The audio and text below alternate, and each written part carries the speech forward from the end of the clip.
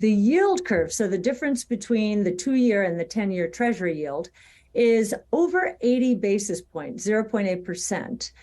This has not happened since the 80s, the early 80s, when Chairman Volcker, was taking a sledgehammer to inflation, an inflation problem that had built up over 15 years. This inflation problem built up over 15 months.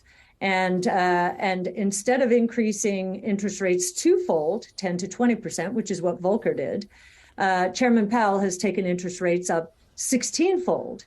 With the U.S. Federal Reserve set to announce another interest rate hike, many leading investors and entrepreneurs are concerned that a continuation of the aggressive hikes will have dire consequences on the U.S. and global economy.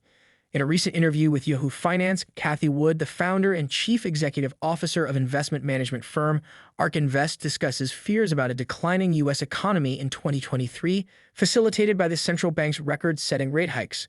The renowned fund hedge manager compares the Fed's aggressive rate hikes to former Chairman Paul Volcker's rate hike campaign to combat a 15-year-long inflation in the early 80s.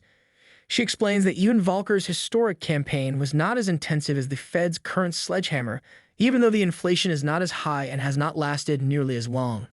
Several other chief executive officers and renowned hedge fund managers have shared similar sentiments. In a recent tweet, Elon Musk, the chief executive officer of spacecraft manufacturer SpaceX and electric vehicle company Tesla, warns of grave consequences for the U.S. economy if the central bank as much as raises interest rates again. His tweet reads, "If the Fed raises rates again next week, the recession will be greatly amplified." This is not the first time Musk has warned about rate hikes and how they could negatively impact the economy. Last week, the billionaire replied to a tweet from Vincent Yu, who said he expects a real economic recession in 2023.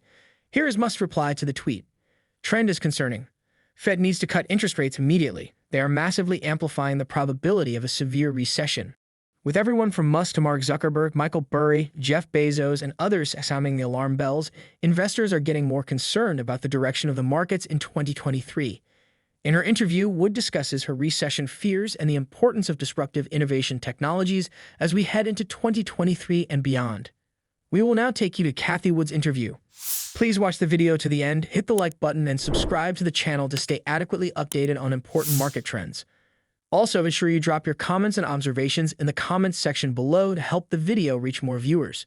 Thanks and enjoy the video. And I do believe that the surprises now are going to be on the low side of inflation expectations, dramatically so. We believe that inflation will drop below the Fed's 2% inflation rate sometime next year. And the pipeline is telling us that. Commodity prices, inventories, which are overwhelming and causing all kinds of discounts. And the bond market itself, whenever there's a yield curve inverted, it is saying, okay, growth is going to disappoint, or inflation is going to be lower than expected, or both. And so does that mean then, Cathie, that we're not going to see, say, a terminal rate of 5% or above from the Fed? I would be very surprised if we see anything like that. I think one of the most visible commodity prices out there, oil, despite a lot of potential support, can't get going. It peaked at $130 per barrel after Russia invaded Ukraine. It's now down to $74. And even with China opening up, we think, supposedly a support for oil prices, it can't rally. So I see you're putting up here 71.60, but that would be yet another proof point. So I think a change in rhetoric toward, hey, maybe we're not going up after 4.5%, or a change in rhetoric will get the market going. The market is trying to figure out how high is high. And you've got some observers, economists out there thinking it could be 6 or 7%. And so the market is holding back and saying, wait, we need some evidence. Now, I think the evidence is becoming very strong because long bond yields are down at 3.5%. The long bond market does not think interest rates are going to 5 or 6%. It's been moving in the opposite direction. We got up to 4.25% on the 10-year Treasury, and now we're down to 3.5%. So the bond market, I think, is speaking pretty loudly, and the bond market itself, which would be the most sensitive to rates going up, is moving in the other direction. Well, if you look at what has outperformed in the last year or so, we've seen the beneficiaries of inflation outperform. Now, I just told you that oil prices have come down from 130 to the low $70 range, almost cut it in half. And yet the XLE, the S&P energy sector index, is not that far from all-time highs. So there's a bit of a disconnect there.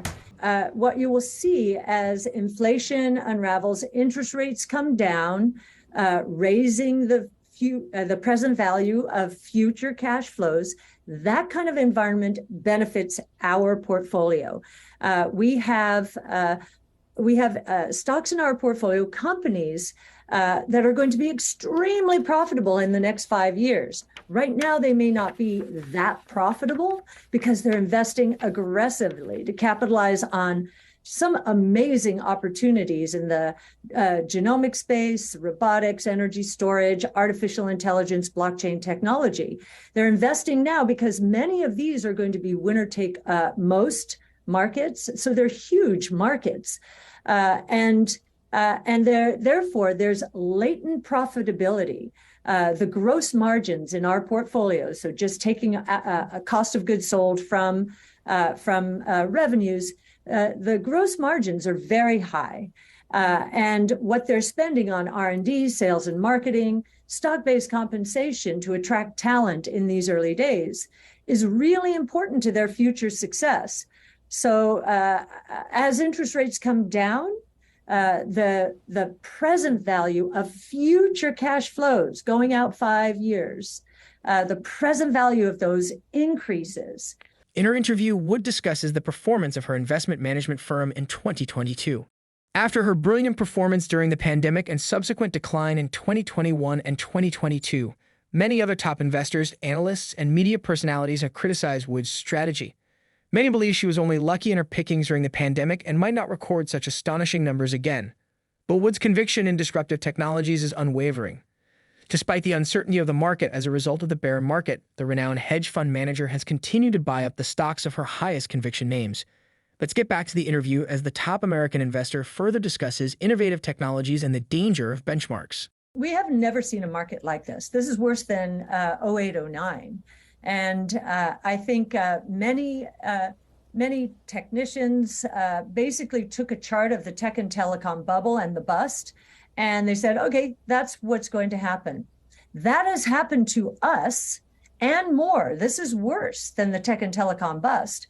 The difference between the two periods is we got into an irrational market in the late 90s. Investors were piling on technology stocks, actually trying to outcompete indexes and each other. So they ended up with 40% technology, but the technologies were not ready. We didn't get cloud until 2006. We didn't get breakthroughs in deep learning until 2012. Not only were the technologies not ready, the costs were way too high. To sequence the first whole human genome, it took $2.7 billion for one person's genome in 2003. Today, that's 500. The technologies are ready. The costs are low enough. The seeds for what we're investing now were planted during the 20 years that ended in the tech and telecom bubble. That was irrational. And I think we're on the flip side of the bubble right now. I think what's going on right now is irrational. Many of our stocks are below where they were at the low point in 2020 when COVID hit. Some of them are back to 2017 levels.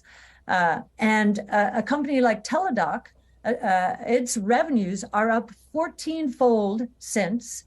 Its gross margins are in the high 60s, we think moving into the 70s. And that compares to the NASDAQ's 43% gross margins. See what I mean about latent profitability? They have a lot more to spend to make this backbone of the healthcare. Well, Teladoc also still loses money, right? This is what I'm getting back to. High gross margins, high 60s, low 70s. This company, its ultimate profitability is going to be superior because we believe it will become the healthcare information backbone of the United States, if not elsewhere. So just think about that. High 60s, low 70s gross margins compared to the NASDAQ, 43%.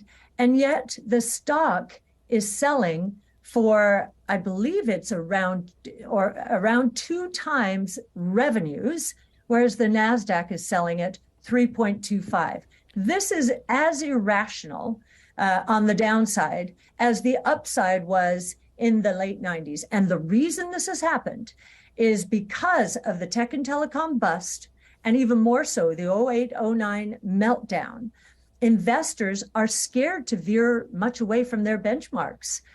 When we get into a risk-off period, they are selling any stock that's not in their benchmark. Well, they have been selling our stocks because they're not in the benchmarks.